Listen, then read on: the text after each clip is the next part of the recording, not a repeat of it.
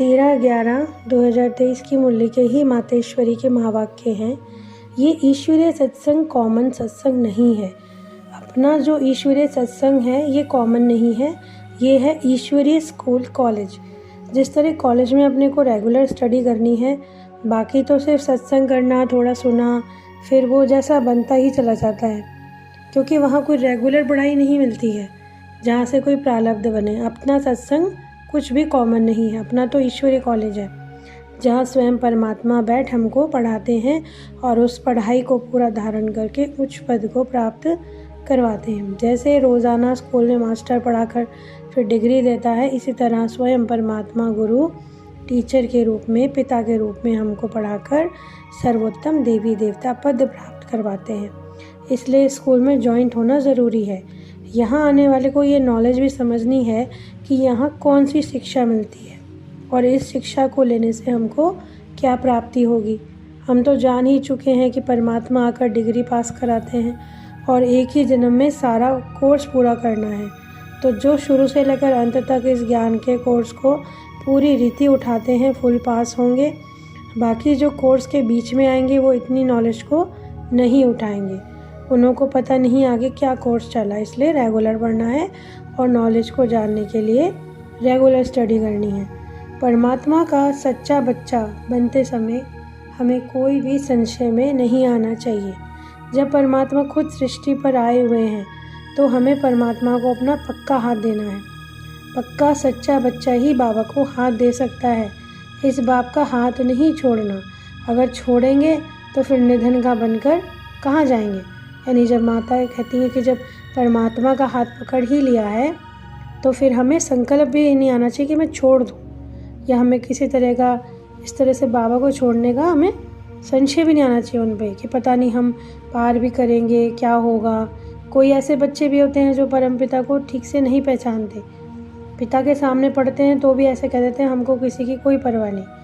अगर ऐसा ख्याल आया तो ऐसे ना लायक बच्चे की संभाल पिता कैसे करेगा। फिर तो मानो गिरा ही गिरा, क्योंकि जो बाप को ही पहचानने से मना कर रहा है, जो बाप का भी हाथ पकड़कर छोड़ सकता है, तो फिर वो माया उसको गिराने की पूरी कोशिश करती है।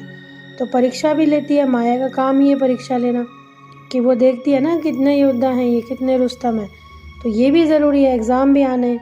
तो जितना जितना हम प्रभु के साथ रुस्तम बनते जाएंगे उतना माया भी रुस्तम बनकर हमको गिराने की कोशिश करेगी। यानी लेवल अप हो जाता है ना माया का भी। ये नहीं है कि भाई छोटे मोटे तूफान, फिर तो उसके साथ बड़े ही पेपर आते हैं, क्योंकि जोड़ी भी पूरी बननी है।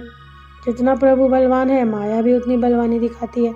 परंतु यदि अपने को पक्का निश्चय है कि आखिरीन परमात्मा महान है और बलवान है, तो माया भी बलवानी दिखाती रहे, लेकिन यदि अपने को पक्का निश्चय हुआ तो फिर जीत हमारी ही होगी, क्योंकि परमात्मा जो है वो महान सर्वशक्तिवान है।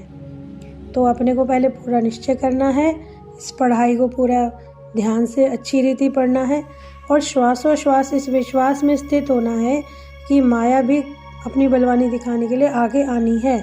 तो प्रभु के आगे अपनी कमज़ोरी तो वो भी नहीं दिखाएगी। बस एक बार भी अपने हम कमज़ोर बने तो खलास हो गए। इसलिए भले ही माया आपको अपना फोर्स भी दिखलाए, लेकिन आपको मायापति का हाथ नहीं छोड़ना है।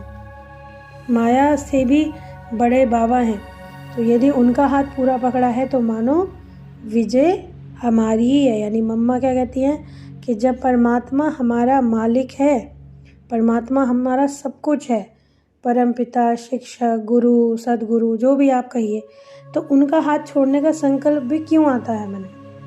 यानी हमारे को या तो पूरा निश्चय नहीं है, या उन पर हमको पूरा इस तरह से पूरा डाउट हमें क्यों आ रहा है, यानी उनके ऊपर पूरा विश्वास नहीं हमारा।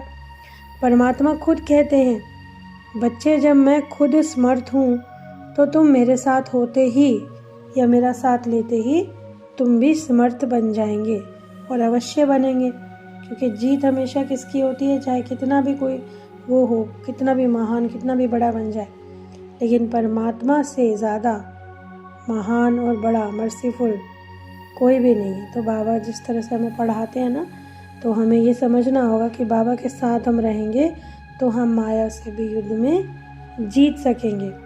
तो आज की मुरली से ही था मातेश्वरी के महावाक्य थे। उम्मीद करती हूँ आपको समझ आए होंगे और इतनी अच्छी मुरली के लिए बाबा का बहुत बहुत पद्मापदम शुक्रिया। ओम शांति।